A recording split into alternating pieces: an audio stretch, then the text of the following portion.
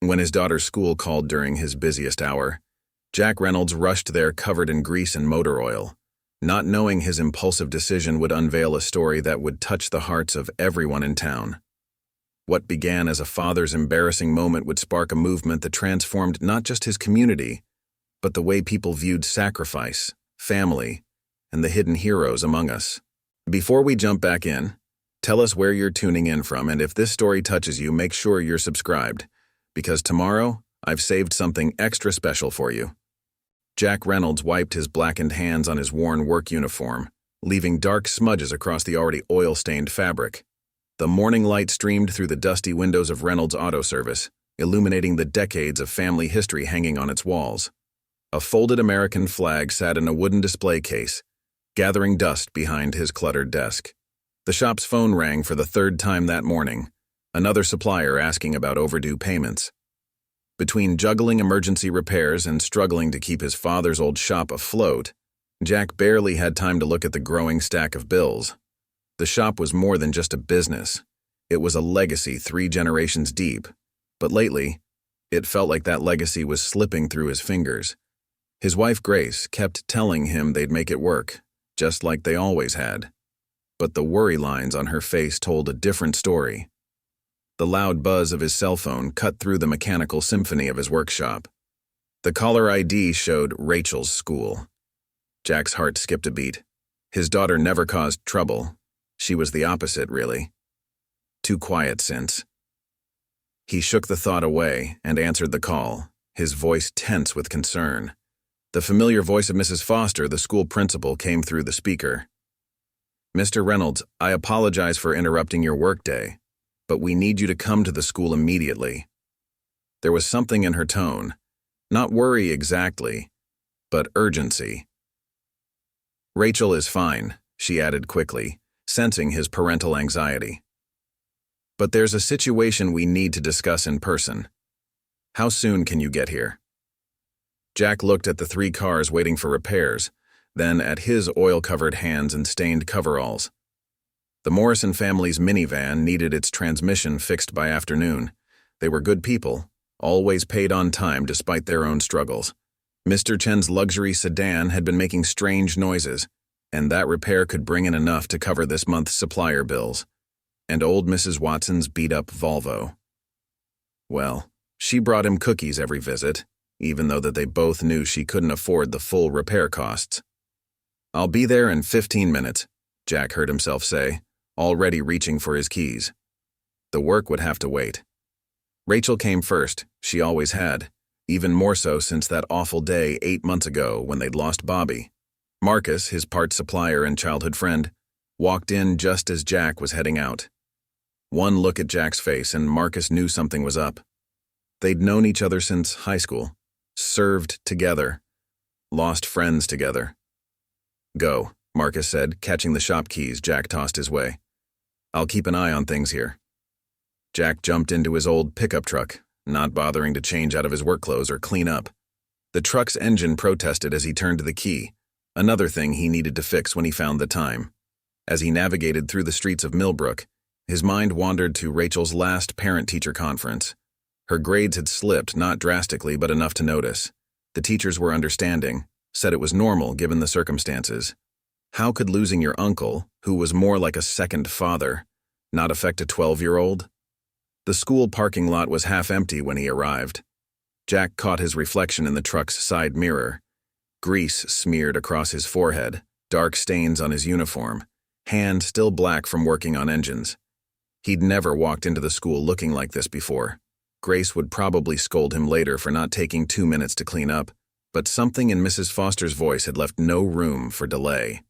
As he walked through the school's main entrance, he noticed the unusual quiet in the hallways. A few students peeked out of classroom doors, whispering and pointing. Jack felt self-conscious about his appearance, but pressed on towards the principal's office.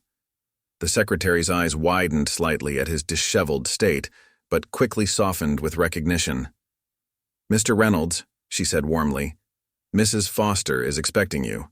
Please go right in." Jack opened the office door to find not just Mrs. Foster, but a small gathering of people. Rachel sat in one of the chairs, her eyes red, but a strange smile playing at her lips. Next to her was her English teacher, Mr. Harrison, holding what looked like a paper. And in the corner, surprising Jack most of all, stood James Cooper from the local newspaper, camera in hand. "Mr. Reynolds." Mrs. Foster stood, seemingly unfazed by his grease-covered appearance. "Thank you for coming so quickly. I believe your daughter has something she would like to share with you." She nodded encouragingly at Rachel. Rachel stood, clutching a piece of paper that looked worn, as if she'd folded and unfolded it many times. Jack noticed her hands trembling slightly as she held it. The room fell silent, and in that moment, Jack felt the weight of eyes upon him, not judging his appearance, but waiting for something he couldn't yet understand. What he didn't know was that his rush to the school, still covered in the honest grime of his work, was about to unlock a story that had been waiting to be told. A story about brothers, promises, and the true meaning of never leaving anyone behind. Rachel's hands shook slightly as she looked down at the paper, then back at her father, standing there in his work-stained clothes. The contrast between his rough appearance and the polished school office seemed to give her courage. The afternoon sun streaming through the window caught the dust motes dancing around him, making the grease stains on his coveralls gleam like badges of honor. His weathered hands, still black with engine oil, hung uncertainly at his sides as he shifted his weight, conscious of the small puddle of water his boots were leaving on the pristine floor. She took a deep breath and began to read. "My hero wears grease-stained clothes," she started, her voice gaining strength with each word. "People often think heroes wear uniforms, police officers, firefighters, or soldiers like my Uncle Bobby was. But sometimes heroes wear oil-stained coveralls and carry wrenches instead of weapons. My hero is my dad." Jack's throat tightened as Rachel continued reading. The familiar ache at the mention of Bobby's name squeezed his chest, but there was something else there now. A flutter of pride he hadn't felt in months. The weight of his brother's memory, usually so heavy, seemed to lift slightly as his daughter's words filled the quiet office. "Every morning he gets up before sunrise to open his shop. He fixes cars for people who can't afford big garage prices.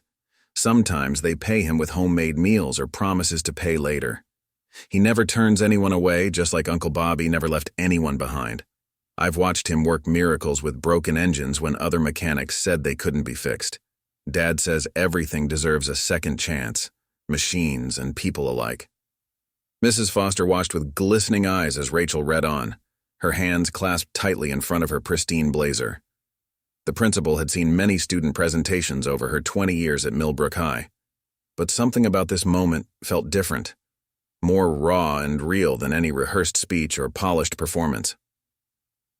Through the window behind her desk, the American flag fluttered in the autumn breeze, its movement drawing Jack's eyes briefly before returning to his daughter. Last month, when Mrs. Peterson's car broke down and she couldn't get her daughter to chemotherapy, my dad fixed it that same night. He didn't charge her anything. He said some things are more important than money.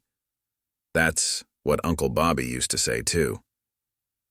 I remember sitting in the shop that night watching Dad work under the harsh fluorescent lights until past midnight, just so Mrs. Peterson wouldn't miss another appointment.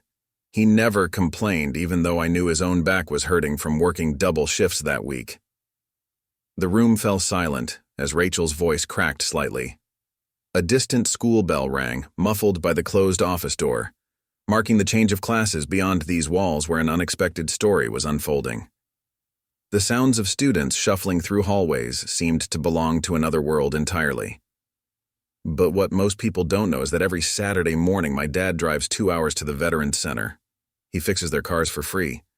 He says it's his way of keeping Uncle Bobby's promise to take care of their brothers and sisters in arms. Some of them can't afford repairs and others just need someone to talk to while their oil gets changed. Dad listens to their stories, shares their burdens, just like Bobby did. Sometimes they cry when they talk about the friends they lost, and Dad cries with them because he understands. He lost his brother, his best friend, but he never let that stop him from helping others. James Cooper quietly snapped photos as Rachel continued. his experienced eye capturing the way Jack's posture had shifted from embarrassment to something approaching dignity, despite, or perhaps because of, his disheveled appearance. The newspaper photographer had covered countless local stories, but he recognized that sometimes the most powerful ones were hidden in plain sight, dressed in ordinary clothes, and living quiet lives of extraordinary impact. Preparing and narrating this story took us a lot of time, so if you are enjoying it, subscribe to our channel. It means a lot to us. Now back to the story. Yesterday, when Billy Thompson's mom couldn't start her car after school, my dad left his busy shop to help. He got there in 10 minutes, covered in grease just like today. Some kids laughed, but Billy didn't. He told everyone his mom hadn't been able to get to work for 3 days, and my dad fixed their car right there in the school parking lot. I saw Billy crying when the engine started, but they weren't sad tears. They were the same kind of tears I've seen in Dad's eyes when he looks at Uncle Bobby's flag. The assignment was to write about an everyday hero, Mr. Harrison explained softly to Jack, whose eyes never left his daughter. The English teacher's voice carried the quiet pride of someone who had discovered a diamond in the rough. Rachel's essay won first place in the state competition. The judges said they'd never read anything so genuine and heartfelt.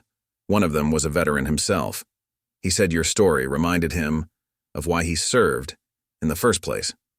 Rachel's voice grew stronger as she neared the end of her essay, drawing strength from the pride she saw fighting through her father's embarrassment. Uncle Bobby used to say that true heroes don't wear capes or medals. They wear their dedication like a uniform, even if that uniform is covered in grease. My dad might look messy to some people, but to me those stains are proof of all the people he helps. Every smudge tells a story of someone who made it to work on time, a family that made it to the hospital, or a veteran who felt heard and remembered. When we lost Uncle Bobby, Rachel paused, collecting herself, her next words coming out stronger than before. Dad promised to live the way Bobby did, always helping others, never expecting anything in return. Some heroes save people in far-off places. My hero saves them right here in our town, one car repair at a time. The silence that followed Rachel's last words felt heavy with emotion. Jack stood frozen, grease-stained hands hanging at his sides, acutely aware of the dark smudges on his uniform. But for the first time in months, he stood straight-backed, proud of those marks of his trade. The afternoon light streaming through the window caught the silver chain around his neck, Bobby's dog tags, never removed since the day they were handed to him at the funeral. Mrs. Foster stepped forward, holding what looked like an official letter. Her usual professional demeanor softened as she spoke. Mr. Reynolds, Rachel's essay has earned her not just first place in the state competition, but also a special recognition from the governor's office for highlighting community service and veteran support. They want to feature your story in their upcoming ceremony. James Cooper moved closer, his camera lowering. Jack, I know we haven't talked much since Bobby's funeral, he said, his voice carrying the weight of shared memories. But I'd like to share this story in the paper. Not just Rachel's essay, but the whole thing. What you've been doing at the Veterans Center, the people you've helped in town. People should know there are still heroes among us, especially now when everything seems so divided. Jack finally found his voice, rough with emotion. I'm no hero, he managed. I just fix cars. Bobby, he was the hero. He looked at Rachel, who was now standing beside him, seemingly unbothered by the grease that might get on her clothes. I just try to keep his spirit alive, that's all. He always said everyone deserves a helping hand, no matter what. That's exactly what makes you a hero, Dad, Rachel said softly, hugging him despite his dirty uniform. Uncle Bobby would be proud. Remember what he always told me? Sometimes the biggest acts of courage happen in the smallest moments. Like when you stayed up all night fixing Officer Martinez's patrol car after his accident, or when you drove through that snowstorm to help the Wilsons when their heater broke. As Jack held his daughter, he caught sight of Marcus standing in the doorway, a knowing look in his old friend's eyes. There was something else there, too, a hint of a bigger plan forming. Marcus had served with both Jack and Bobby, had been there through it all. He stepped into the office, his presence adding another layer of understanding to the moment. "Jack," Marcus said, his voice carrying the authority of someone who had seen both battlefield courage and everyday heroism. "Bobby and I talked about something before his last deployment.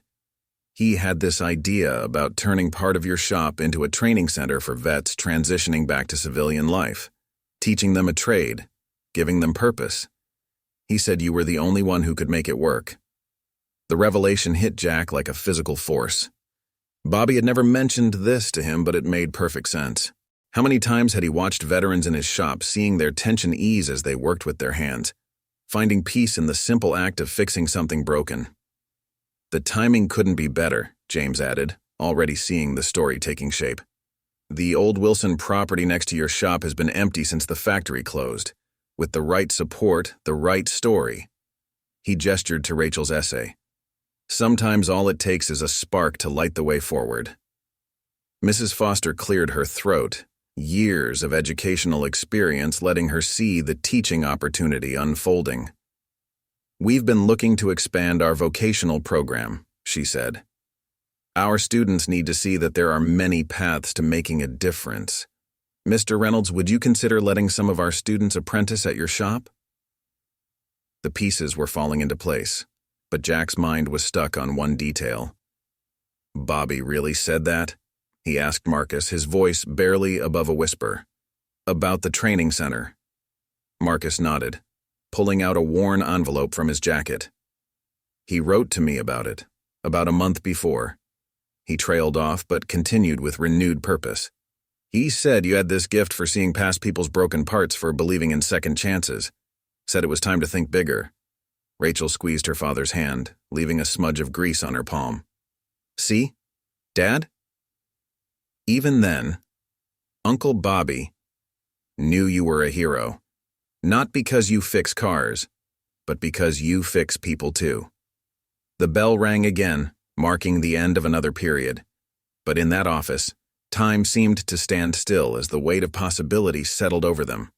What had started as a simple essay was becoming something more, a bridge between past and future, between promise and purpose. James Cooper's journalistic instincts were already kicking in as he watched the scene unfold in the principal's office.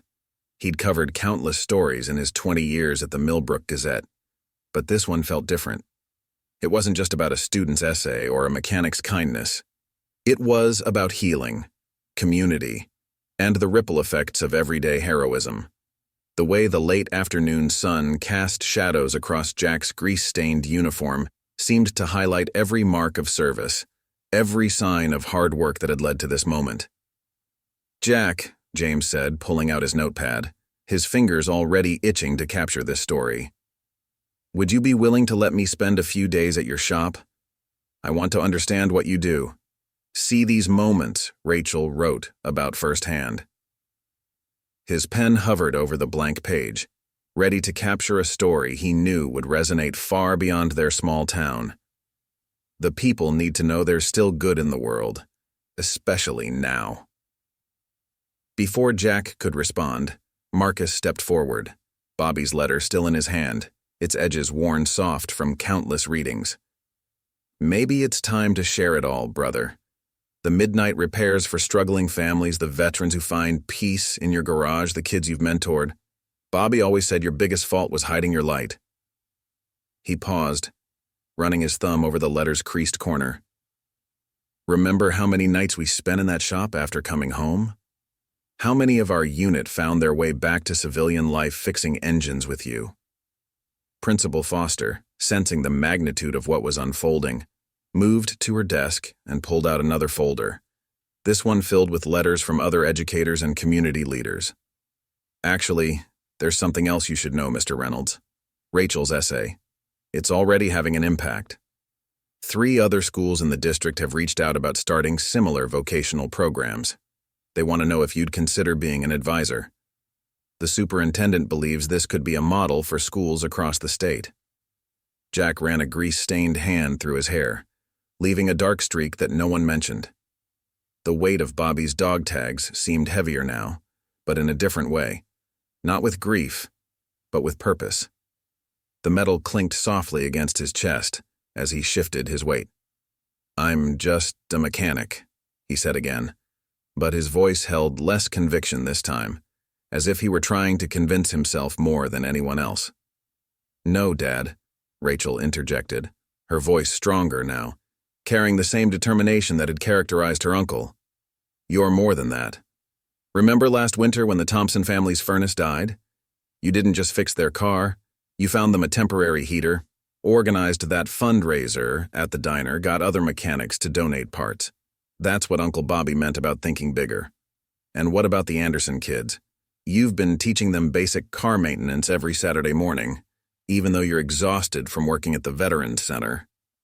Marcus unfolded Bobby's letter carefully, its creases well worn from countless readings. The paper had that soft quality that comes from being handled repeatedly, cherished and preserved despite its wear. "Listen to this, Jack." Bobby wrote, "Marcus, my brother thinks small because it's safer. He fixes cars because parts make sense when people don't. But I've watched him work miracles in that shop of his. Not just with engines, but with the people who come in broken and leave a little more whole. Someone needs to show him what I see. The way he looks at a broken-down car is the same way he looks at a broken-down spirit. Like all it needs is someone patient enough to figure out what's wrong and dedicated enough to make it right." The words hung in the air as Jack absorbed their impact. Rachel moved closer to her father, her school uniform now bearing traces of the grease from their embrace, a badge of honor rather than a stain. The afternoon sun had shifted, casting long shadows across the office floor, but no one moved to turn on the lights as if afraid to break the spell of this moment. "The ceremony at the governor's office," James said thoughtfully, already seeing headlines forming in his mind. "It could be more than just an award presentation. It could be a launching point. Think about it, combining Rachel's story with Bobby's vision. A community center, a training program, a place where veterans and struggling families find more than just car repairs. Your shop could become a blueprint for similar programs across the country." Mrs. Foster nodded enthusiastically, years of educational experience letting her see the full potential. "Our school board has been looking for ways to expand our community engagement programs. This could be the bridge we need. Students learning trades, veterans finding purpose, families getting help, all under one roof. We could create a curriculum that combines technical skills with the kind of compassion you've shown. Imagine the impact on our students, seeing firsthand how practical skills can become tools for community service." "The old Wilson property," Marcus added, his military training evident in the way he was already planning logistics. "It's perfect. Large enough for a proper training facility close to your current shop. I know some people at the VA who've been looking for exactly this kind of program. They've been trying to find ways to help veterans transition back to civilian life through meaningful work." Bobby was right. "You're the one who could make it work. You've already been doing it, just on a smaller scale." Jack looked around the room, seeing the hope and expectation in every face.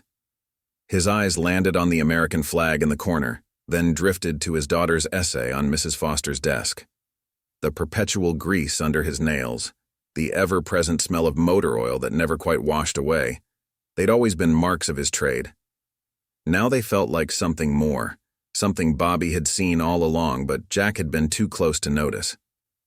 "Bobby always said everyone deserves a second chance," Jack said slowly, his voice gaining strength with each word. "Maybe this is mine. Not just to honor his memory, but to build something that matters." He turned to Rachel, seeing his brother's determination reflected in her eyes. "Your essay, it didn't just tell my story, did it? It showed me what I couldn't see myself." James was already scribbling in his notepad, the story taking shape. "Local mechanics' acts of kindness inspire community revolution." But he knew the headline couldn't capture the full scope of what was happening in this moment. How a child's love for her father, a soldier's final wish, and a community's need were converging into something transformative. "There's more," Marcus said, reaching into his jacket pocket. He pulled out another envelope, this one newer than Bobby's letter. "I've been making some calls since I first heard about Rachel's essay. Remember Staff Sergeant Williams from our unit? He works with veteran support programs now. When I told him about what you've been doing, about Bobby's idea for the training center, he got excited. There's grant money available for veteran rehabilitation programs, especially ones that provide practical job training. Mrs. Foster leaned forward in her chair, her educator's mind already mapping out possibilities. We could structure it as a proper vocational program. The school district has funds allocated for alternative education pathways. Combined with the veterans' grants, we could create something sustainable. Not just training mechanics, but teaching business skills, customer service, everything needed to succeed. And the community aspect is crucial, James added, his reporter's instincts picking up on the bigger picture. Think about it, Jack. Your shop isn't just about fixing cars, it's about fixing lives. The single mother who can keep her job because her car runs. The veteran who finds purpose in learning a trade. The teenager who discovers they're good with their hands and sees a future they never imagined. Rachel had moved to stand by the window, watching other students heading home for the day. Dad, remember what Uncle Bobby used to tell me about his unit? How everyone had a role to play? How they were stronger together? She turned back to face the room, her young face serious beyond her years. Maybe that's what this could be. Different parts working together to make something bigger. The mention of Bobby's words about his unit triggered something in Jack's memory. He reached for his wallet, pulling out a worn photograph. It showed him and Bobby in their uniforms, standing in front of their first convoy vehicle. Bobby was always the better mechanic, he said softly. Could fix anything with an engine. But he said the most important repairs weren't the ones you could see. Said sometimes people just need someone to believe they can run again. Marcus moved closer, recognizing the photo. That was right before our first deployment. Remember what the sergeant told us during vehicle maintenance training? A broken-down vehicle in a war zone isn't just a maintenance issue. It's a matter of life and death. You took that to heart, Jack, spent every free moment learning everything you could about engines. And now, Mrs. Foster interjected gently, you're using those skills to save lives in a different way. Every person you've helped, every car you've fixed when others would have given up. That's been your way of continuing your brother's mission of leaving no one behind. The afternoon light was fading now, casting long shadows across the office floor. Through the window, they could hear the distant sound of buses departing, of students calling out goodbyes, of ordinary life continuing beyond these walls where something extraordinary was taking shape. James set down his pen, looking thoughtfully at Jack. You know, the best stories I've written aren't about big, dramatic moments.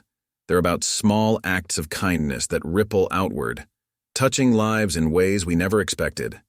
What's happening here? It's bigger than just one mechanic helping his community. It's about how we heal, how we honor those we've lost, how we build something meaningful from our pain. Rachel picked up her essay from Mrs. Foster's desk, smoothing out the corners that had gotten crumpled in all the emotion. Uncle Bobby used to say that true strength isn't about how much you can carry. It's about how many people you can help carry their burdens. Dad, you've been doing that all along. Maybe now it's time to let others help carry yours. As if on cue, more footsteps echoed in the hallway outside the principal's office. Grace Reynolds appeared in the doorway, still wearing her diner uniform, concern etched across her face. She'd gotten a cryptic message from Marcus about coming to the school immediately. Behind her stood Tom Wilson, the former owner of the property they'd just been discussing, and Sarah Chen, David's wife and the town's most successful real estate agent. Jack? Grace's voice held a mix of worry and confusion as she took in the scene. Her husband in his work clothes, their daughter's tear-stained but smiling face, the collection of people gathered in the principal's office. Her eyes landed on Bobby's letter in Marcus's hands, and something in her expression shifted from concern to understanding. Grace? Marcus stepped forward.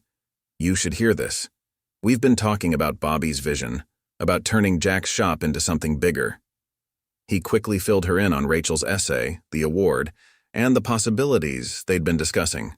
With each word, Grace's eyes grew brighter, and a smile began to form on her face. The diner customers have been talking about Rachel's essay all afternoon, she said. moving to stand beside her husband. Old Mr. Peterson was in tears when he heard about how Jack fixed his grandson's car last month so the boy could get to his college interviews. And Mrs. Thompson, she's already started organizing a community meeting. People want to help, Jack. They want to be part of this. Tom Wilson cleared his throat, his weathered face bearing the marks of decades in the manufacturing industry. That's actually why I'm here. When I heard about what you've been doing about this idea for a training center, well, that property next to your shop, it's just sitting there, been empty since the factory closed. Maybe it's time it helped rebuild some lives instead of just collecting dust. Sarah Chen stepped forward, her realtor's portfolio already in hand. Tom and I have been discussing possibilities. The property's zoned for mixed use. We could create a proper training facility, expanded garage space, even some classrooms. The location's perfect, right between the high school and the Veterans Center, with the right funding. Which is where I come in. A new voice joined the conversation. Everyone turned to see Henry Sullivan, the president of Millbrook Community Bank, standing in the doorway. His tie was slightly askew, suggesting he'd rushed over. Marcus called me. We've been looking for meaningful community investment opportunities. Something that combines economic development with social impact. This could be exactly what we've been waiting for. Jack felt Grace's hand slip into his, not minding the grease stains. She'd supported every decision he'd made since Bobby's death, understood why he needed to help others even when they could barely help themselves. Now, looking at her face, he saw not just support, but excitement, hope. Think about it, Jack. Henry continued, pulling out his tablet and bringing up some figures. We combine the veterans grants Marcus mentioned with community investment funds, add in vocational education resources from the school district, maybe some corporate sponsorships from auto parts manufacturers. This could be sustainable from day one. Rachel watched the adults talking, plans taking shape faster than anyone had expected. She moved to her father's side, leaning against his arm. See, Dad? This is what my essay was really about. Not just you helping people, but how helping people brings out the best in everyone. Uncle Bobby knew that. James was rapidly filling another page in his notebook, barely able to keep up with the developments. This is incredible. A community coming together, turning personal tragedy into triumph, creating opportunities for future generations. Jack, this isn't just a local story anymore. This could be a model for communities across the country. Mrs. Foster had moved to her computer, already drafting emails to the school board and superintendent. We could start small, maybe with after-school programs, test the concept, gather data on its impact. By the time the facility is ready, she paused, looking up at the group. This could change everything. How we approach vocational training, community service, veteran support. Bobby would have loved this, Marcus said quietly, still holding his friend's last letter. Remember how he used to talk about what he'd do after his service? How he wanted to make a difference back home? Maybe this is it. Not the way he planned, but still his dream coming true. Jack looked around the room at these people, his wife, his daughter, his friends, community leaders, all brought together by a child's essay about her father's grease-stained hands. The weight of Bobby's dog tags felt different now, more like a guide than a burden. He thought about all the broken cars he'd fixed, all the grateful faces, all the stories he'd heard over the hum of engines. You know what Bobby used to say about engines? Jack finally spoke, his voice rough with emotion but clear with purpose. He said every machine tells you what it needs if you just listen carefully enough. Maybe that's what he was doing with this idea, listening to what our community needs. And maybe it's time I stopped being just a mechanic and started being what he always knew I could be. The energy in Principal Foster's office had shifted from emotional revelation to purposeful planning. Sarah Chen spread architectural drawings across the desk while Henry Sullivan pulled up financial projections on his tablet. The afternoon sun had begun to set, casting long shadows through the windows, but no one seemed ready to leave. This wasn't just a meeting anymore. It was the birth of something bigger than any of them had imagined when they'd first gathered to hear a student's essay. The property has nearly 40,000 square feet of usable space, Sarah explained, pointing to different sections of the blueprint. The main building could house the expanded garage and training areas. There's enough room for 6 additional repair bays, 2 dedicated classroom spaces, and a community meeting area. The smaller building in back would be perfect for offices and a resource center for veterans. Tom Wilson nodded, running his calloused hand over the drawings. The infrastructure's all there, heavy-duty electrical, proper ventilation, even the old hydraulic lifts. We built things to last back then. Wouldn't take much to bring it up to code. He paused, looking at Jack. Your brother used to work summer jobs at the factory, remember? Said it was the best training he ever got before joining up. Henry turned his tablet so everyone could see the spreadsheet he'd been working on. I've been running some preliminary numbers. With the veterans grants Marcus mentioned, potential corporate sponsorships, and community development funds, we're looking at a viable operation. The bank could structure a favorable loan package, considering the community impact aspect. The diner could help too, Grace added, her mind already racing with possibilities. We could provide meals for the training programs, maybe even start a small cafe in the resource center. Give some of the veterans' spouses employment opportunities too. Martha at the grocery store already said she'd donate supplies. Rachel, who had been quietly listening to the adults' plan, suddenly spoke up. What about the mural? All eyes turned to her. The one Uncle Bobby and Dad used to talk about. They wanted to paint this huge American flag on the factory wall, remember? Made of tools and car parts instead of stars and stripes. Uncle Bobby even drew designs for it. Jack's breath caught in his throat. He'd almost forgotten about that. One of countless late-night conversations with his brother about dreams and plans that had seemed impossible at the time. Marcus reached into his wallet and pulled out a faded sketch, carefully unfolding it. Bobby gave this to me before his last deployment. Said to hang on to it until the time was right. The sketch, though weathered, clearly showed Bobby's vision.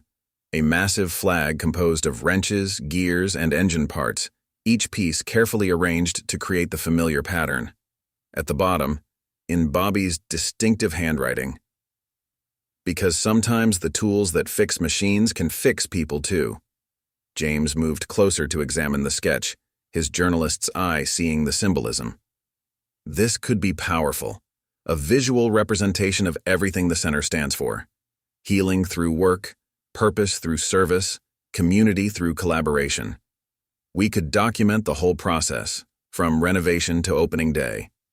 Mrs. Foster, who had been making calls and sending emails, looked up from her computer. The response is already overwhelming. The superintendent wants to fast-track the vocational program approval. The Veterans Affairs Office is sending a representative next week. 3 other districts have asked about implementing similar programs.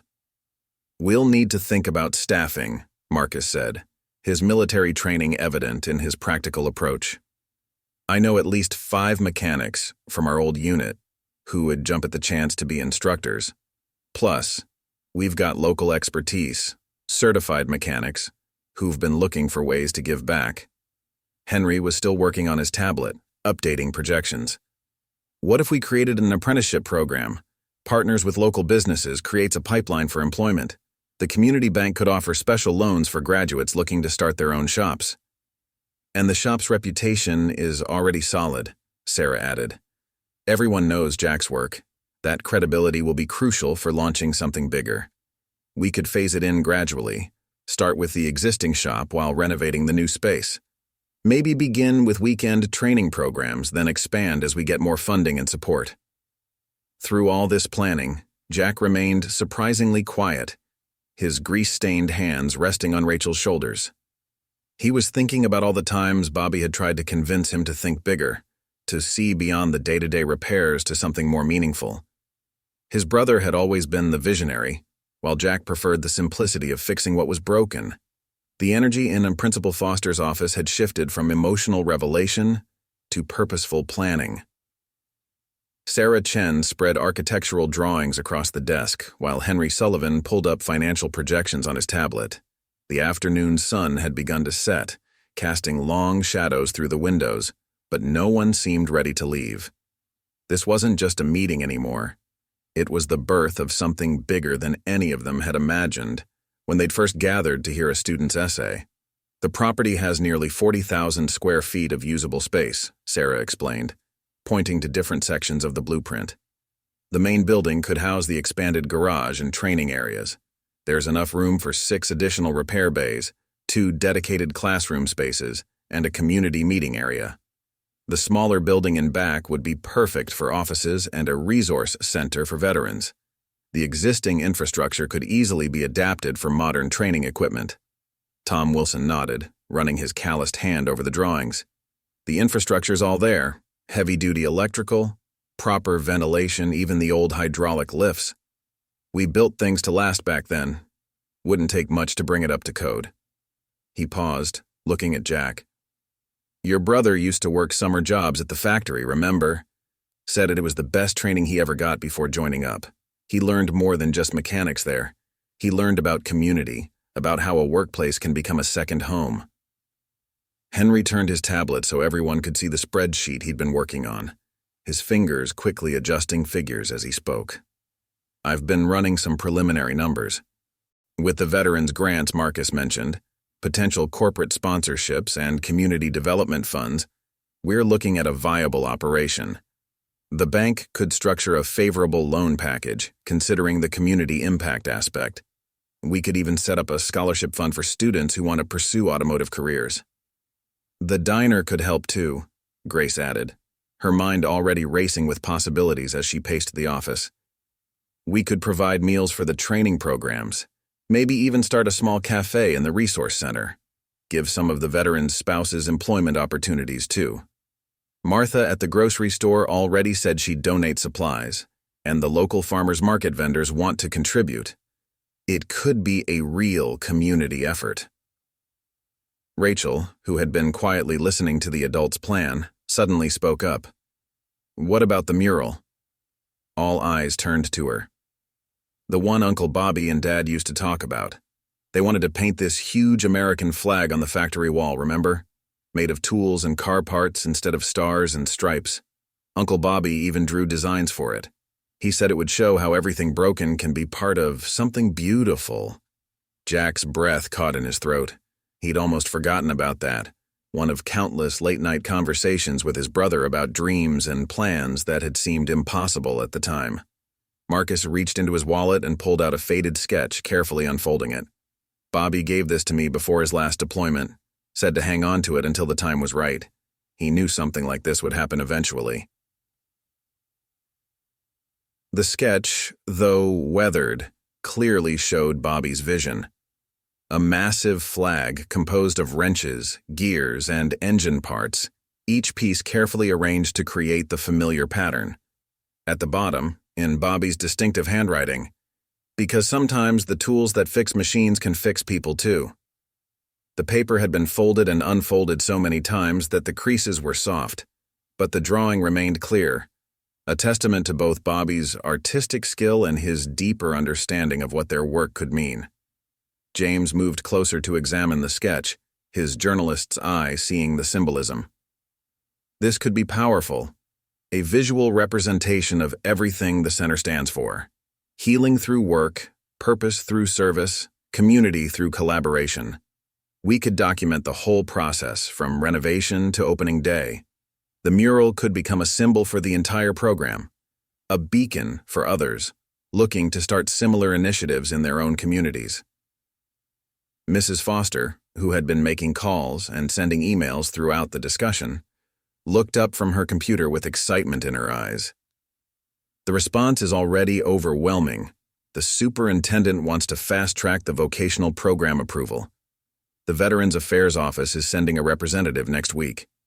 3 other districts have asked about implementing similar programs. They're calling it the Reynolds model already, a combination of practical training, community service, and veteran support. We'll need to think about staffing, Marcus said, his military training evident in his practical approach. I know at least 5 mechanics from our old unit who'd jump at the chance to be instructors. Plus, we've got local expertise, certified mechanics who've been looking for ways to give back. We could create a mentor system, pairing experienced mechanics with veterans and students. Henry was still working on his tablet, updating projections with rapid precision. What if we created an apprenticeship program? Partners with local businesses, creates a pipeline for employment. The community bank could offer special loans for graduates looking to start their own shops. We could even establish a micro-lending program specifically for veterans wanting to open their own repair businesses. The potential for economic growth in the community is significant. Through all this planning, Jack remained surprisingly quiet, his grease-stained hands resting on Rachel's shoulders. He was thinking about all the times Bobby had tried to convince him to think bigger, to see beyond the day-to-day repairs to something more meaningful. His brother had always been the visionary, while Jack preferred the simplicity of fixing what was broken. The weight of Bobby's dog tags against his chest seemed to pulse with each new idea shared in the room. "You know," Jack finally spoke, his voice cutting through the excited chatter. "Bobby used to say that every broken thing has a story. It's not just about what's wrong with it, but about how it got that way, and what it means to fix it." He moved to the window, looking out at the school parking lot where he'd helped so many stranded parents over the years. Maybe that's what this place could be, not just a training center or a garage, but a place where stories get better endings. Sarah was already sketching additional layouts on the blueprints, her real estate experience evident in the efficient way she reorganized the space. We could design the space around that concept, make the waiting area more like a community living room, add a wall where people can share their stories, maybe even create a digital archive of repairs and transformations, both mechanical and personal. The old factory's high ceilings would be perfect for creating an inspiring environment. "The kids would love that," Mrs. Foster added, her educator's mind seeing the possibilities. "We could integrate storytelling into the curriculum, have students document the repairs they learn about, understand the human side of mechanical work. It's not just about fixing cars, it's about understanding the people who depend on them. Perhaps we could even create a documentary program where students film the transformation stories." Marcus pulled out his phone, scrolling through contacts. "I've got buddies at other bases who would be interested in replicating this.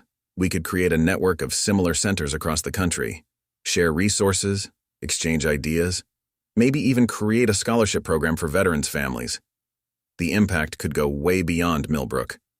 Several bases have been looking for transition programs like this." "And the timing couldn't be better," James added, still taking notes in his worn reporter's notebook. "With the economy the way it is, people need affordable repairs more than ever. But they also need hope, community, a sense that someone cares about their struggles. This could provide all of that. The human interest angle alone could attract national attention, bring in more support." Rachel had moved to examine Bobby's mural sketch more closely, her fingers tracing the intricate details her uncle had drawn years ago. "Dad, remember when Uncle Bobby used to say that a mechanic's hands tell their own story? All the cuts and calluses and stains, they're like a map of everyone they've helped."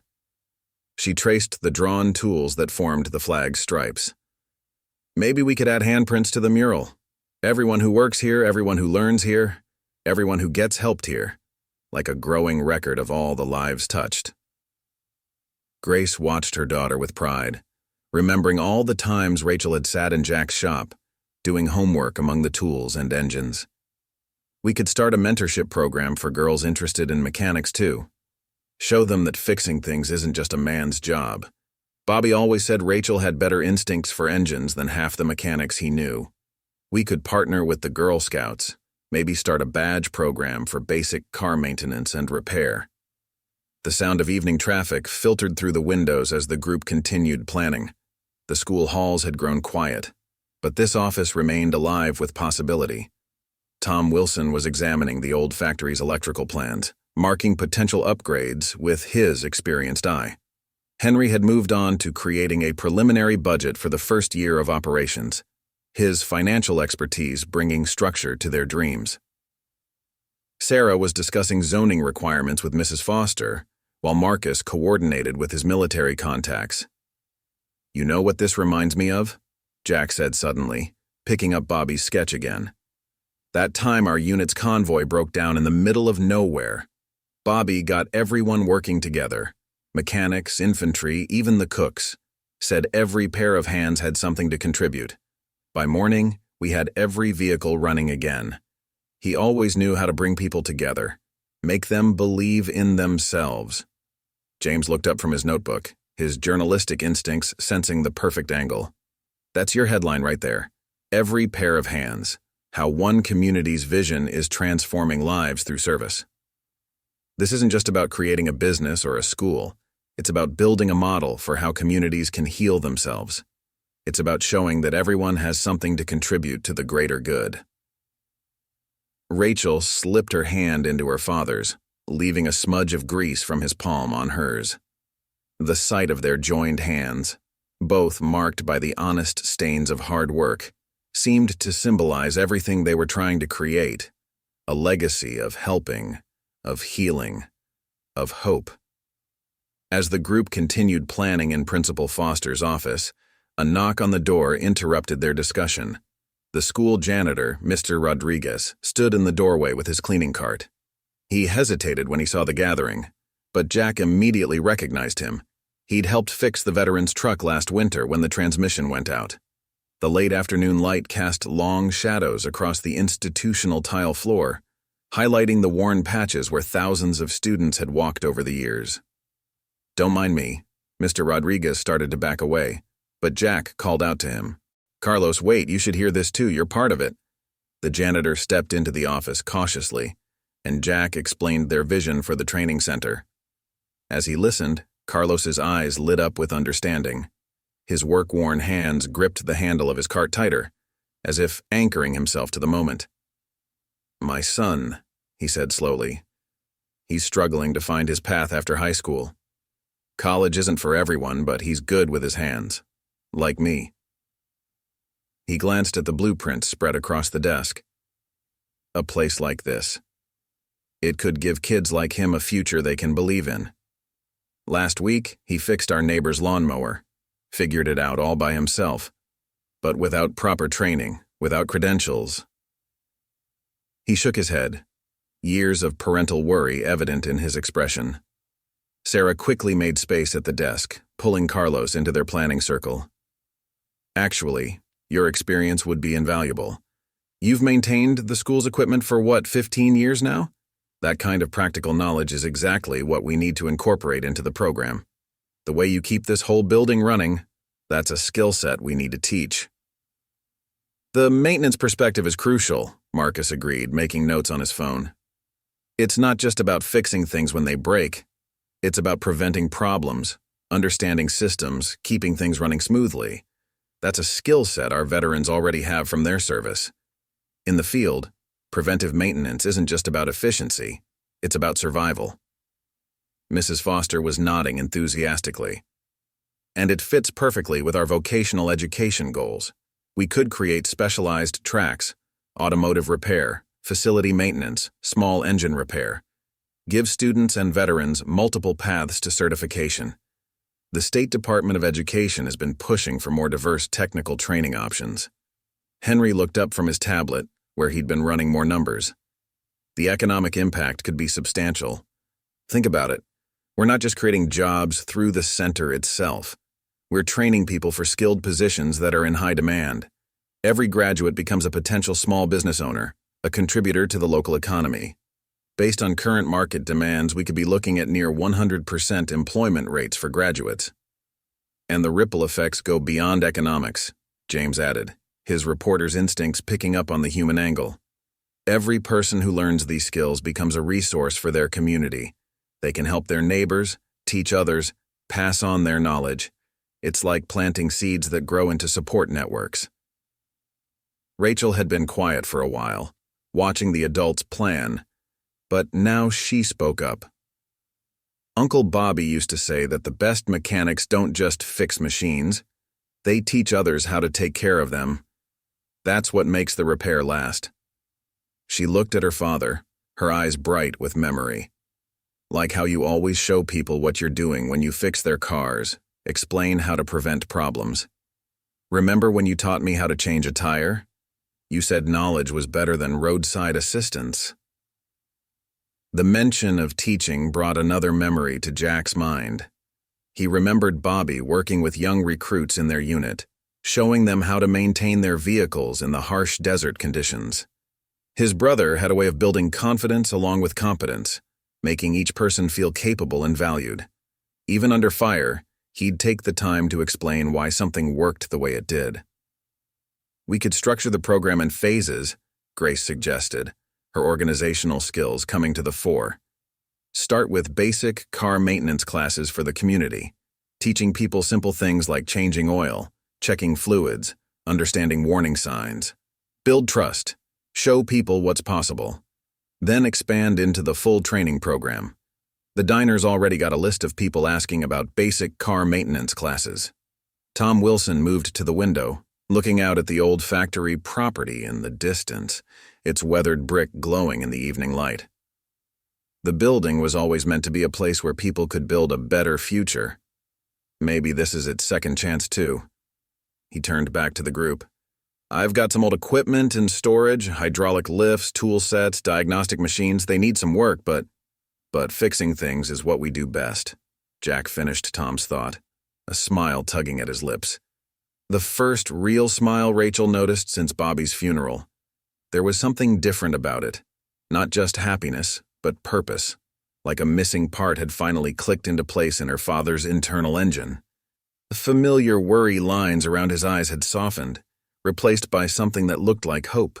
Carlos was examining the mural sketch now, adding his own suggestions, his maintenance expertise already evident in his detailed observations. The wall facing the street would be perfect for this. Everyone driving by would see it. Maybe we could add lights, make it visible at night, too. Like a beacon. We'd need to prep the surface properly, use weather-resistant materials. I know some artists who specialize in large-scale murals. They could help us make it last. A beacon, Marcus repeated thoughtfully, running his hand over the sketch, his fingers tracing the intricate tool patterns Bobby had drawn. That's what Bobby always wanted to build. Something that would guide people home, help them find their way when they were lost. He looked at Jack, years of shared memories passing between them. Remember how he used to talk about the shop being more than just a business? He saw it as a mission, a calling to help others find their path.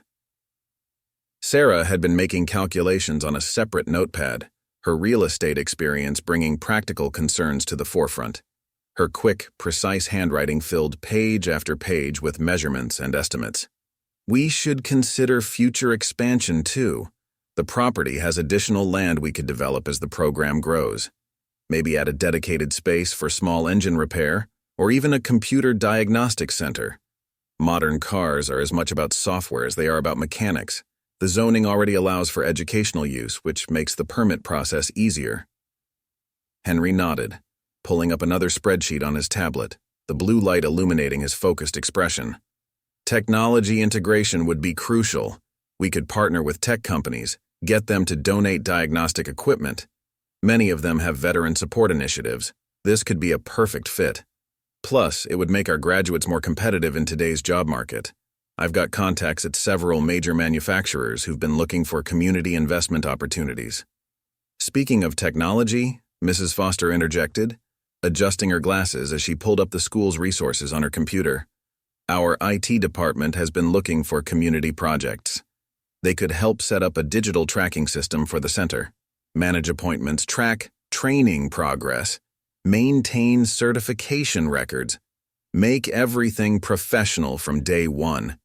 The students in our advanced computing classes could even help develop custom software for the center's specific needs.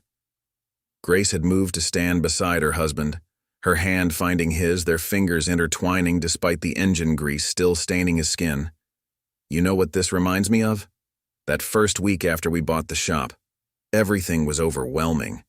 The repairs backing up, the bills piling up.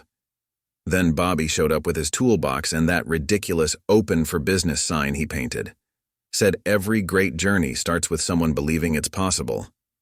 The memory brought a chuckle from Jack, the sound warming the room. That sign was terrible. Letters all crooked, paint dripping everywhere, but he was so proud of it. Hung it up right in the front window. His voice softened, colored by emotion. Still have it in the storage room. Never could bring myself to throw it away. Even after all these years, it's still there, tucked behind the spare parts catalogs. We should hang it in the new center, Rachel suggested, her eyes bright with inspiration, already picturing exactly where it should go. Not in the front, maybe, but somewhere inside, like a reminder of where it all started. Uncle Bobby would love that, seeing his awful sign in a fancy new training facility. It could be part of a whole wall showing the history, how everything grew from Dad's little shop. James was scribbling furiously in his notebook, his journalist's instincts recognizing the powerful narrative taking shape. The contrast would be perfect, showing how something small and humble can grow into something significant. From a hand-painted sign to a community beacon. That's the kind of detail that makes a story resonate with people. It shows that every great achievement starts with a single step, a simple act of faith. Mr. Rodriguez had been quietly absorbing everything, and now he spoke up again, his voice carrying the weight of hard-earned wisdom. In my country we have a saying, La unión hace la fuerza. Unity makes strength. He gestured to the blueprints, the sketches, the planning documents scattered across the desk. This is what it looks like. Everyone bringing their different skills, their different dreams together to build something greater. It's how communities survive, how they grow stronger.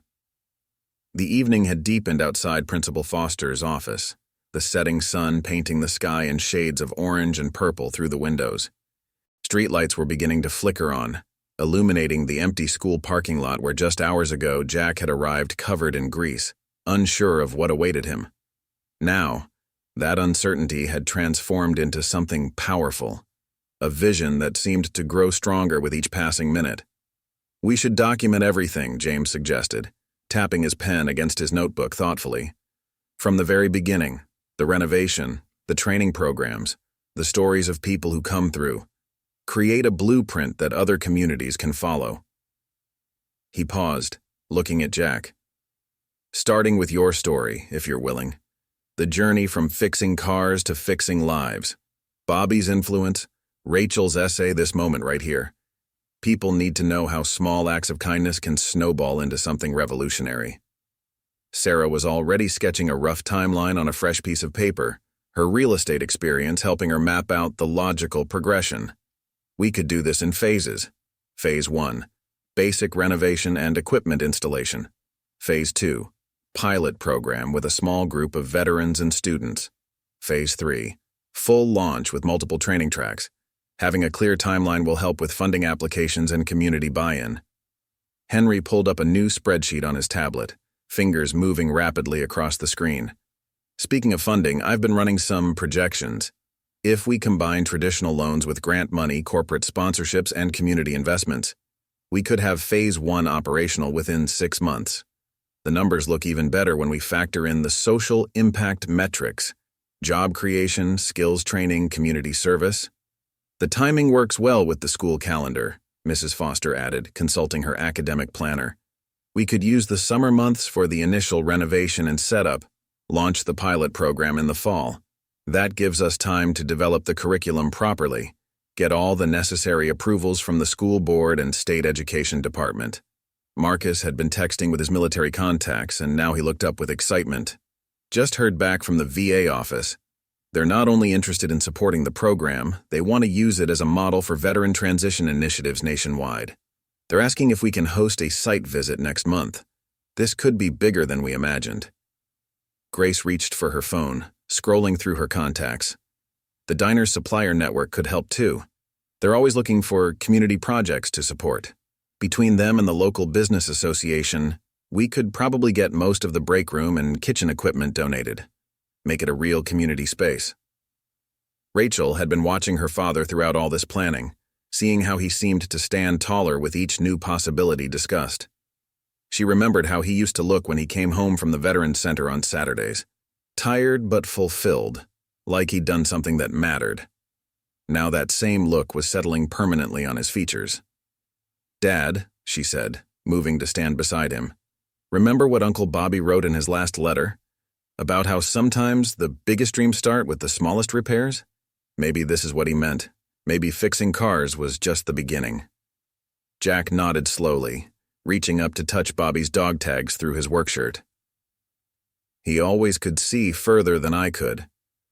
Used to drive me crazy, the way he'd turn a simple oil change into a conversation about someone's hopes and dreams."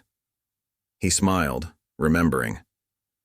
"Said every machine tells two stories. The one about what's broken, and the one about why fixing it matters." Mr. Rodriguez, who had been quietly studying the factory blueprints, spoke up again. "In all my years maintaining this school, I've learned something important. The best repairs aren't just about fixing what's broken. They're about making things better than they were before, stronger, more purposeful." He looked around the room. "Maybe that's what we're really doing here, not just fixing things, but making them better." Tom Wilson moved to the center of the room, his presence commanding attention the way it had when he ran the factory. "I've been thinking about the space, about how to honor its history while building something new. The main assembly area, it still has the original timber beams, solid oak from the old growth forest that used to be here. They've held up that roof for 70 years. Now they can hold up this new dream." James was still writing, his journalist's eye seeing the deeper narrative emerging. "It's like the building itself is getting a second chance, just like the people who'll come through its doors. The old factory that built machines will now build futures. There's poetry in that, the kind of symbolism that makes people believe in possibilities." "And possibilities," Jack said quietly, "are what Bobby lived for. He never saw broken things, just things waiting to be fixed, improved, transformed. Even in the worst moments overseas, he'd find some way to make things better, to give people hope." As the group continued planning, a soft knock on the office door drew everyone's attention.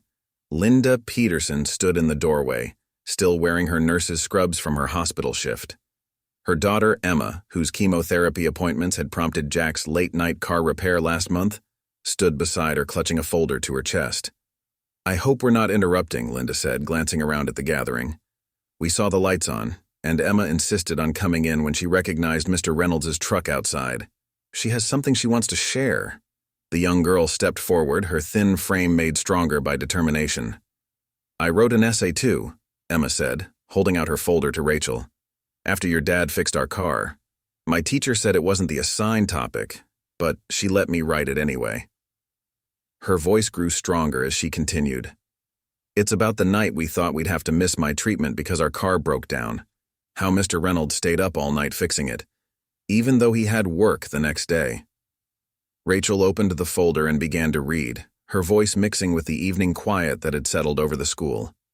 The essay described how Jack had not only fixed their car, but had also installed a more comfortable passenger seat he'd found, knowing Emma would be spending hours traveling to treatments.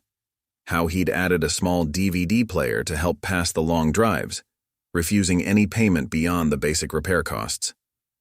"He said everyone deserves a comfortable ride," Emma read over Rachel's shoulder, "especially warriors fighting tough battles, just like his brother used to say." She looked at Jack with a child's direct gaze. "Mom says you help lots of people like us. People who need more than just car repairs." Henry set down his tablet, visibly moved. "This is exactly the kind of impact we need to document. The ripple effects of one person's actions, how they inspire others to help." He turned to Linda. "Would you be willing to share your story as part of our proposal for the training center? Show potential donors the real-world impact?" Linda nodded, one hand resting protectively on Emma's shoulder. "Of course, but it's not just about the car repair. It's about dignity. Jack never made us feel like charity cases. He treated us like family. That's something you can't put a price on." She paused, gathering her thoughts. "And now Emma wants to learn basic car maintenance. Says she wants to help others the way Mr. Reynolds helped us."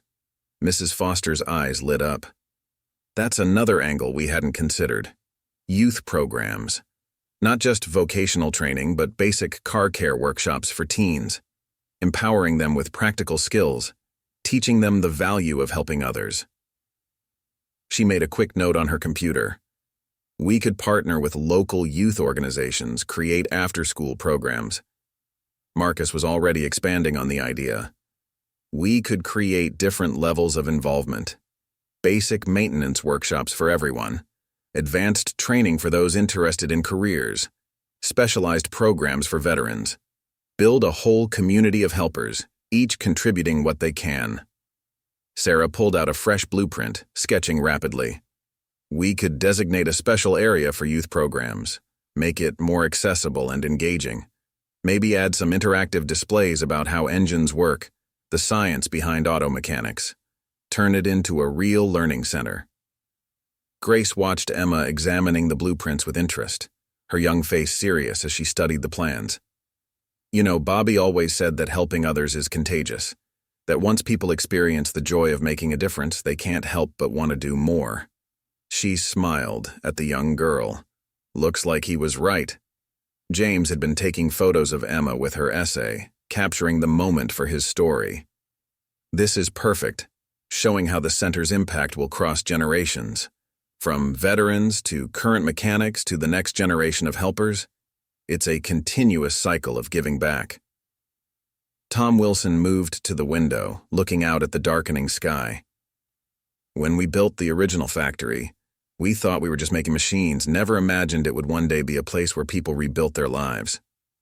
He turned back to the group. You know what Bobby would say about all this? He'd say we're not just planning a training center, we're building a legacy. Mr. Rodriguez had been listening quietly, and now he spoke up again.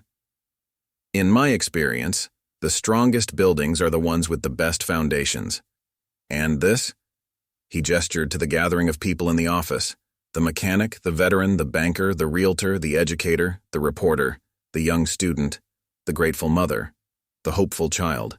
This is the strongest foundation I've ever seen. Jack walked over to Emma, kneeling down to her level despite his tired muscles protesting. Would you like to help us design the youth program area? Maybe tell us what would make other kids excited about learning car maintenance? The girl's face lit up with surprise and joy, and for a moment, Jack saw Bobby's enthusiasm for helping others reflected in her eyes. Emma's enthusiasm sparked a new wave of ideas in the room. She pulled a small notebook from her backpack, filled with drawings of cars and notes about basic maintenance she'd been learning from watching tutorial videos. The pages were worn from constant use, some corners dog-eared to mark important information, others bearing coffee stains from long hours at the hospital during treatments. Every page showed careful attention to detail, with neat handwriting and precisely drawn diagrams that belied her young age. The group gathered around as she shyly showed her sketches, complete with colorful diagrams explaining how different car parts worked. See? This is how I understand the engine parts Mr. Reynolds explained to me, she said, pointing to a surprisingly detailed drawing. I made it simple so other kids could understand too. Mom helped me look up the proper names. Her finger traced the carefully labeled components, each one color-coded for easier comprehension. The red parts are the most important ones to check regularly. Yellow means watch carefully, and green means usually okay. I also added little notes about what sounds mean what problems, like how a squealing noise might mean a loose belt, or how rattling could be something serious in the engine. Mrs. Foster leaned in, her educator's eye recognizing the potential, adjusting her glasses for a better look at the detailed work. Emma, this is brilliant. You've created exactly the kind of visual aid that helps young people learn. What if we used drawings like these in the youth program? She turned to Jack. Children teaching children. Sometimes that's the most effective approach. They speak each other's language in a way adults sometimes can't. These illustrations could become the foundation of our youth curriculum. Bobby would love this, Jack said softly, studying Emma's drawings, his finger tracing the careful lines she'd drawn. The familiar ache in his chest when mentioning his brother was still there, but now it came with a warm sense of purpose. He always said the best teachers are the ones who remember what it's like to be a beginner. He'd spend hours breaking down complex repairs into simple steps, making sure everyone in the unit understood not just what to do, but why they were doing it. He looked at the young girl with newfound respect. These diagrams. They're clearer than some of the professional manuals I've seen. You've got a real gift for making complicated things simple. Henry was already calculating new possibilities on his tablet, his fingers flying across the screen with renewed energy. The soft glow of the device illuminated his excited expression as he worked out the numbers. We could develop a whole curriculum around this concept, create educational materials from a young person's perspective, maybe even publish a series of maintenance guides specifically for teenagers. He made some quick notes. The potential for additional funding through educational grants just expanded significantly. There are several foundations that focus on youth-led initiatives. If we document Emma's involvement and the impact on other young people, we could access entirely new funding streams. Sarah moved to her blueprints again, sketching a new area with quick, precise strokes of her pencil. Her real estate expertise showed in the efficient way she reimagined the space. What if we dedicated a space for young people to create their own educational materials? A creative corner with art supplies, computers for design work, maybe even a small recording studio for making tutorial videos. Let them take ownership of the learning process. The old factory office space would be perfect for this. It has great natural light and enough room for collaborative work. We could install smart boards, create workstations, maybe even set up a small library of technical manuals and educational resources. Marcus nodded enthusiastically, his military experience lending weight to his words as he paced the office energetically. And we could have the veterans mentor them. Many of our guys have experience training new recruits. They understand how to break down complex information into manageable parts. Plus, it gives them a sense of purpose, a way to continue serving.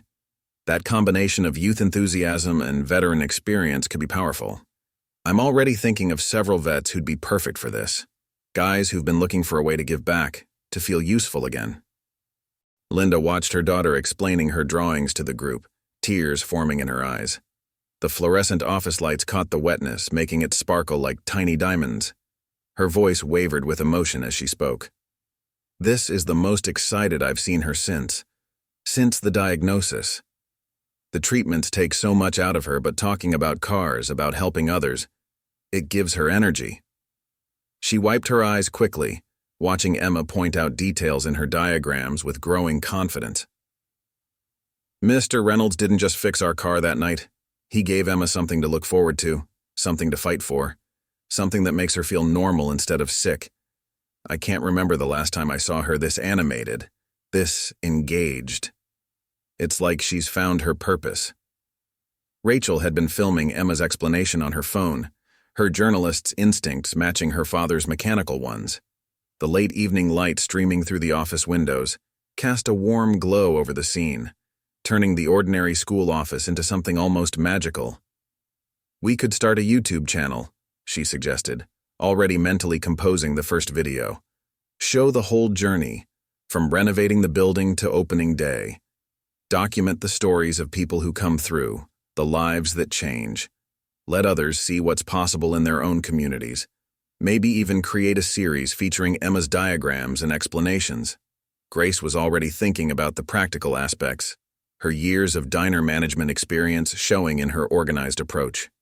She pulled out her own notebook, filled with neat lists and contact information. The diner could help with events for the youth program, weekend workshops with breakfast provided, family days where parents can learn alongside their kids, make it accessible for working families. She made a note in her phone. I know several parents who'd volunteer to help with supervision and support. We could create a whole network of community involvement. Mr. Rodriguez studied Emma's drawings thoughtfully, his decades of maintenance experience evident in his careful examination. You know, in all my years maintaining school equipment, I've noticed something. Children have a way of seeing solutions adults miss. They don't get caught up in what's impossible. They just see what needs to be done and find a way to do it. Like these drawings, they break everything down to its simplest form, but don't lose any of the important details. James set down his camera, which had been capturing Emma's impromptu presentation from various angles. His reporter's instincts told him this was more than just a heartwarming story. It was a blueprint for community transformation. This is the heart of the story, right here. Not just creating a training center, but building a place where everyone, regardless of age, background, or circumstances, has something valuable to contribute. Where healing and helping go hand in hand.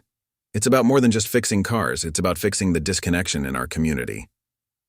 Tom Wilson had been quiet for a while, leaning against the wall near the window, his weathered face thoughtful as he observed the scene. Now he spoke up, his voice carrying the weight of years of factory management experience. When we ran the factory, we had this motto: quality is everyone's responsibility. Maybe that's what we're building here. A place where helping others is everyone's responsibility, where every person has something to teach and something to learn. The old factory walls have been waiting for a new purpose. Maybe this is it. Jack watched as Emma continued sharing her ideas, her initial shyness forgotten in her excitement.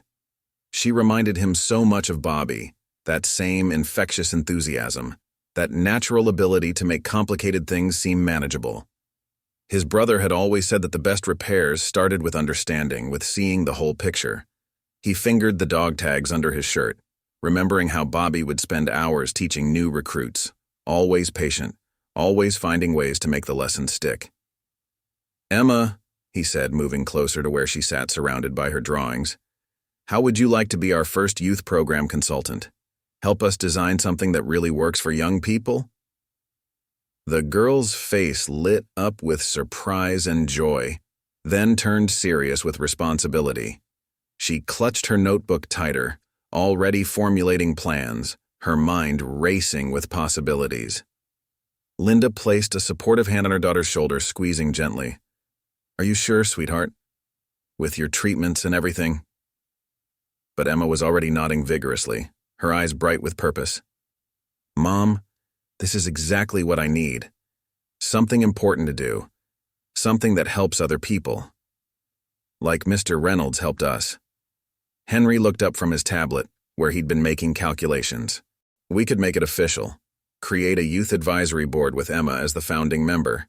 Get input from young people at every stage of development.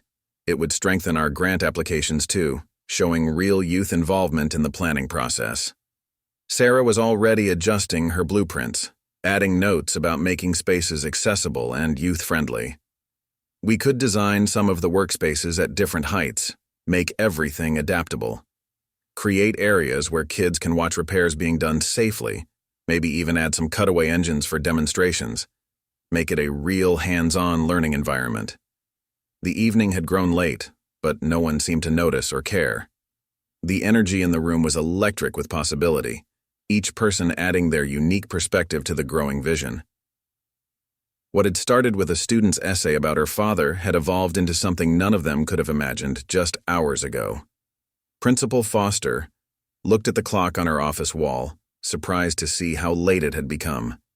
The school halls outside were dark and quiet now, but her office hummed with energy and purpose. She moved to her computer, fingers flying across the keyboard. "I'm going to send some preliminary emails tonight.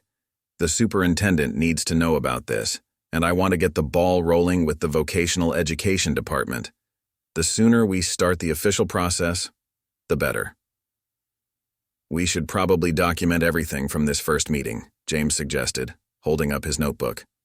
"These initial moments, when an idea starts to take shape, they're important. People will want to know how it all began." He glanced at his camera roll, filled with photos of the evening, Jack in his grease-stained clothes, Emma with her drawings, the growing collection of plans and sketches spread across the desk. Sarah was gathering her blueprints, but not to leave, rather to spread them out more organized on the large conference table against the wall. "We need to start thinking about the immediate next steps. Permits, inspections, Zoning requirements. Tom, would you be willing to walk through the building with me tomorrow? Your knowledge of the original structure would be invaluable. First thing in the morning, Tom agreed, already pulling out his old factory keys. I've kept the utilities on minimal levels for maintenance, but we'll need to document everything that needs upgrading. The bones are good, though. They don't build them like that anymore. That place was meant to last. Marcus had stepped into the hallway to take a call, and now he returned with an excited expression. Just got off the phone with Major Richards from the VA office. He's driving down tomorrow to see the property. Says this could be exactly what they've been looking for. A model program that combines veteran support with community service. He's bringing some preliminary grant paperwork with him. Henry looked up from his tablet, where he'd been sending emails to his banking contacts. I've got 3 potential investors already interested in supporting the project. They're particularly excited about the combination of youth programs and veteran services. One of them is a veteran himself, says this is exactly the kind of initiative he's been wanting to fund. Grace had been quietly making calls to her network of local business owners, and now she added her updates. The response is overwhelming. Martha from the grocery store wants to provide food for the training programs. Joe's Hardware is offering building supplies. Even the local auto parts stores are asking how they can help. It's like everyone was just waiting for something like this to bring the community together. Rachel was showing Emma how to use her phone to make better videos, teaching her about angles and lighting. We could start documenting everything right away, she suggested. Maybe do interviews with Dad about how he helps people, get stories from the veterans he's worked with. Show why this matters so much. Jack watched all this activity with a mix of amazement and humility. He'd spent so many years just focusing on the work in front of him, fixing one car at a time, helping one person at a time, never imagining that all those small acts of kindness could lead to something like this. Bobby would have seen it, though. Bobby always saw the bigger picture. Mr. Reynolds, Emma said suddenly, looking up from her notebook where she'd been making new lists. Could we maybe start some of the basic car care classes even before the building is ready? Mom says lots of kids at the hospital would love to learn. We could use your current shop maybe on weekends. Linda started to protest that it was too much to ask, but Jack was already nodding. We could start this Saturday. Keep it simple. Basic maintenance, safety checks, that kind of thing. Give the kids something to look forward to, something to focus on besides their treatments. He looked at Emma's eager face. Sometimes the best medicine isn't medicine at all. It's purpose. Mr. Rodriguez, who had been quietly observing, spoke up again. I could help too. Show them how to take care of tools, keep things organized. In my experience, starting with good habits makes everything else easier. His eyes twinkled. Plus, I know where all the comfortable chairs are stored in the school. We could borrow some, make it nice for the parents who want to watch. The energy in the room seemed to crystallize around these immediate, actionable plans.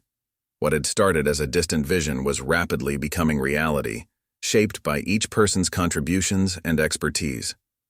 The late hour forgotten, they began organizing the first weekend workshop, assigning tasks, making lists.